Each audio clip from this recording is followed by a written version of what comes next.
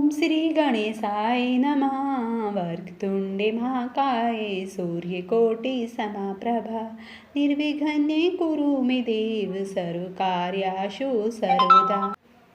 हे प्रिय भक्तों, आज का दिन अद्भुत है, दुर्लभ है और अत्यंत मंगलकारी है। आज भाद्रपद शुक्ल पक्ष की चतुर्थी तिथि है। वही तिथि जब स्वयं विघ्नहर्ता मंगल मूर्ति प्रथम पूज्य श्री गणेश जी का प्राकट्य हुआ था। आज हम वह पावन और दुर्लभ कथा व कहानी नहीं सुनेंगे, बल्कि आस्था, भक्ति और भगवान की अद्भुत लीला का साक्षात अनुभव करेंगे। जो भी इस कथा को श्रद्धापूर्वक सुनता है, उसके जीवन के सभी विघ्न दूर होते हैं, सुख समृद्धि का वास होता है और उसके परिवार में सदैव मंगल मूर्ति गणपति का आशीर्वाद बना रहता है।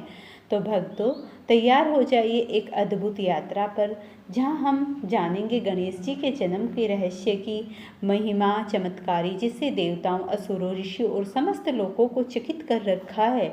आज आप उस पावन और दुर्लभ कथा का श्रवण कीजिए। प्राचीन समय में कैलाश पर्वत पर माता पार्वती स्नान के लिए गई। उन्होंने अपने शरीर के उबटन मल से एक बालक की आकृति बनाई और उसमें प्राण डाल दिए। वह बालक तेजस्वी था, सुंदर था और माता का प्रिय पुत्र बन गया। माता ने उसे आदेश दिया, पुत्र, जब तक मैं स्नान करूं, इस द्वार की रक्षा करना, बिना अनुमति किसी को अंदर मत आने देना।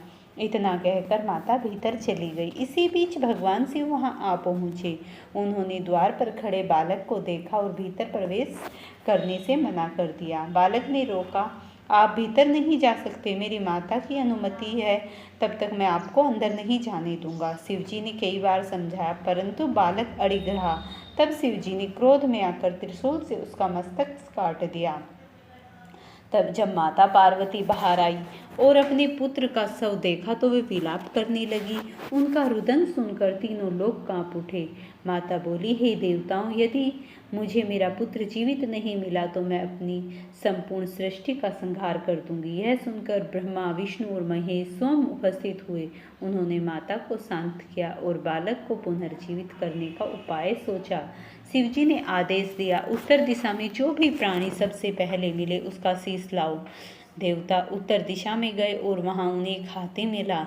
उन्होंने हाथी का सर लाकर बालक के धड़ पर स्थापित किया।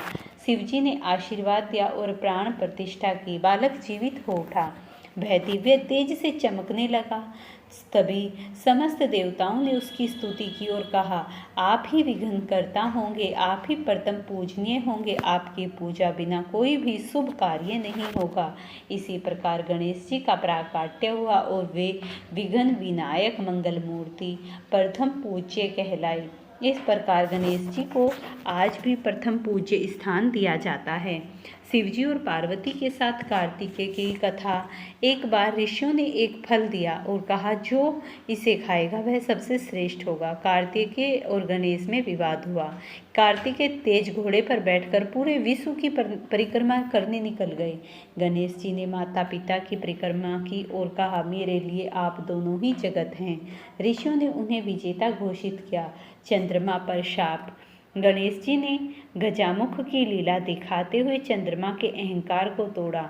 उन्होंने श्राप दिया कि भाद्रपद शुक्ल चतुर्थी के दिन जो भी चंद्रमा को देखेगा उस पर कलंक लगेगा। बाद में ऋषियों के अनुरोध पर श्राप हल्का हुआ, इसीलिए इस दिन चंद्र दर्शन वर्जित होते हैं। विघ्न विनायक की पूजा की जाती है। देवताओं ने जब असुरों से युद्ध किया था तो गणेश जी ने विघ्नों का नाश किया था। इसी कारण इन्हें विघ्नहर्ता भी कहते हैं। गणेश चतुर्थी के दिन प्रिय भक्त को चाहिए कि वह प्रातःकाल स्नान कर संकल्प ले गणेश जी की मूर्ति स्थापित करे। अपने घर के मंदिर में उन्हें दुर्वा, मोदक, लड्डू और पुष्प आदि अर्पित करे। 24 घंटे का व्रत रखे, कथा सुने, भजन कीर्तन करे। अगले दिन और अनंत चतुर्दशी को इनका विसर्जन करे।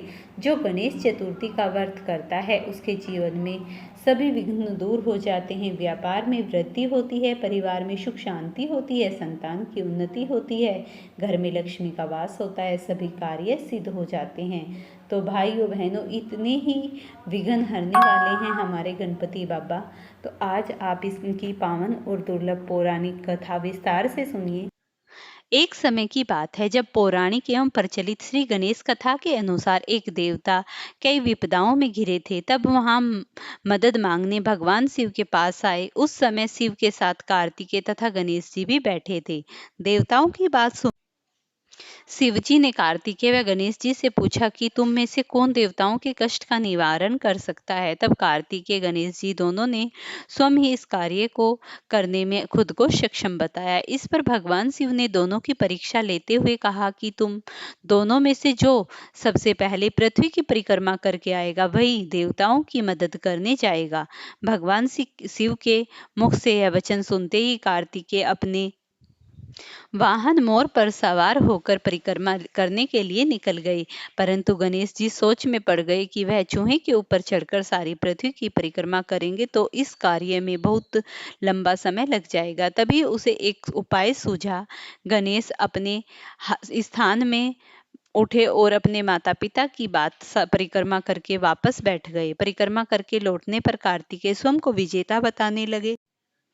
तब शिवजी ने गणेश जी से पृथ्वी की परिक्रमा न करने का कारण पूछा। तब गणेश ने कहा, माता पिता के चरणों में ही समस्त लोक हैं। यह सुनकर भगवान शिव ने गणेश जी को देवताओं के संकट दूर करने की आज्ञा दी। इस प्रकार भगवान शिव ने गणेश जी का आशीर्वाद दिया कि चतुर्थी के दिन जो तुम्हारा पूजन करेगा और रात्रि में चंद्रमा को अर्घ्य देगा उसके तीनों ताप यानी दैहिक ताप, वैदिक ताप, भौतिक ताप दूर होंगे। इस व्रत को करने से व्रतधारी के सभी तरह के दुख दूर होंगे। जीवन के भौतिक सुखों की प्राप्ति होगी। चारों तरफ से मनुष्य को सुख समृद्धि बढ़ेगी। पुत्र पौत्र आदि धन ऐश्वर्य की कमी नहीं रहेगी। अब मैं आपको एक और कथा सुनाती हूँ। एक समय की बात है, राजा हरिश्चंद्र के राज्य में एक कुम्हार था। वह मिट्टी के बर्तन बनाता, लेकिन वे कच्चे रह जाते। एक पुजारी की सलाह पर उसने इस समस्या को दूर करने के लिए एक छोटे बालक को मिट्टी बनाने के लिए आवा में डाल दिया। उस दिन संकष्टी चतुर्थी का दिन था। उस बच्चे की मां अपने बेटे के लिए परेशान थी। उसने गणेश जी से बेटे की कुशलता की प्रार्थना की। दूसरे दिन जब कुम्हार ने उसे सुबह उठकर देखा तो आवे में उसके बर्तन पक गए थे, लेकिन बच्चे का बाल बांका भी नहीं हुआ था। वह डर गया और राजा के दरबार में जाकर सारी घटना बताई। इसके बाद राजा ने उस बच्चे और उसकी मां को बुलाया तो मां ने सभी तरह के विघ्नों को दूर करने वाली संकष्टी चतुर्थी का वर्णन किया। इस घटना के बाद से महिलाएं संतान और परिवार के सौभाग्य के लिए संकष्टी चतुर्थी का व्रत करने लगी। एक समय की बात है, अब मैं आपको तीसरी कथा सुनाती हूँ। एक समय की बात है, विष्णु भगवान का विवाह लक्ष्मी जी के साथ निश्चित हो गया। विवाह की तैयारी होने लगी। सभी देवताओं को निमंत्रण भेजे गए, परंतु गणेश जी को निमंत्रण नहीं दिया गया। कारक जो भी रहा हो, अब भगवान विष्णु की बारात जाने का समय आ गया। सभी देवता अपनी पत्नियों के साथ विवाह समारोह में आए। उन सब ने देखा कि गणेश जी कहीं दिखाई ही नहीं दे रहे। तब वे आपस में चर्चा करने लगे कि क्या गणेश जी को नहीं न्योता दिया है या स्वयं गणेश जी ही नहीं आए हैं। सभी को इस बात पर आश्चर्य होने लगा। तभी सबने विचार किया कि विष्णु भगवान से ही कोई कारण पूछा जाए। विष्णु भगवान के पूछने पर उन्होंने कहा, हमने गणेश जी के पिता भोलेनाथ महादेव को न्योता भेजा है। यदि गणेश जी अपने पिता के साथ आना चाहते हैं तो आ जाते, अलग से न्योता देने की कोई आवश्यकता भी नहीं थी। दूसरी बात यह है कि उनको 1.25 मन मूंग, 1.25 मन चावल, 1.25 मन घी और 1.25 मन लड्डू का भोजन दिन भर में चाहिए। यदि गणेश जी नहीं खाएंगे तो उनकी बात नहीं चलेगी। दूसरे के घर जाकर इतना सारा खान पान अच्छा नहीं होता। इतनी वार्ता कर ही रहे थे कि किसी ने सुझाव दिया, यदि गणेश जी आ जाएं। तभी विष्णु भगवान ने अपनी सहमति दे दी। गणेश जी वहां आ पहुंच गए और उन्हें समझा बुझाकर घर की रखवाली करने बैठा दिया। बारात चल दी। तब नारद जी ने देखा कि गणेश जी तो दरवाजे पर ही बैठे हुए हैं, तो वे गणेश जी के पास गए और बोले। गणेश जी कहने लगे कि विष्णु भगवान ने मेरा बहुत बड़ा अपमान किया है। नारद जी ने कहा कि आप अपनी मूषक सेना को आगे भेज दें तो वह रास्ता खोद देंगी, जिससे उनके वाहन धरती में धंस जाएंगे। तब आपको सम्मानपूर्वक बुलाना पड़ेगा। अब तो गणेश जी ने अपनी मूषक सेना जल्दी से आगे भेज दी और सेना में जमीन पोल कर दी। जब बारात वहां से निकली तो रथों के पहिए धरती में धंस गए। लाख कोशिश करी परंतु पहिए नहीं निकले। सभी ने अपने अपने उपाय किए परंतु पहिए तो नहीं निकले बल्कि जगह जगह से टूट गए। किसी को समझ ही नहीं आ रहा था कि क्या किया जाए। तब नारद जी ने कहा, आप लोगों ने गणेश जी का अपमान करके अच्छा नहीं किया। यदि उन्हें मना कर लाया जाए तो आपका कार्य सिद्ध हो सकता है और संकट टल सकता है। भगवान शंकर ने अपनी दूत नंदी को भेजा और वे गणेश जी को लेकर आए। गणेश जी का आदर सम्मान के साथ पूजन किया, तभी पहिए निकले। अब रथ के पहिए निकल गए परंतु वे टूट फूट गए थे, तो वे सुधार कैसे हों। पास के खेत में खाती काम कर रहा था, उसे बुलाया गया। खाती अपना कार्य करने के पहले श्री गणेशाय नमः कहकर गणेश जी की वंदना करके मन ही मन करने लगा। देखते ही देखते खाती के सभी पहिए ठीक कर दिए। तब खाती कहने लगा, हे देवताओं, आपने सर्वप्रथम गणेश जी को नहीं मनाया होगा और ना ही उनकी पूजन किया होगा, इसीलिए तो तुम्हारा यह संकट आया। अब तो मूर्ख अज्ञानी हैं, पहले भी गणेश जी को पूजते थे, उनका ध्यान करते थे। आप लोग तो देवता गण हैं, फिर भी आप गणेश जी का पूजन कैसे भूल गए।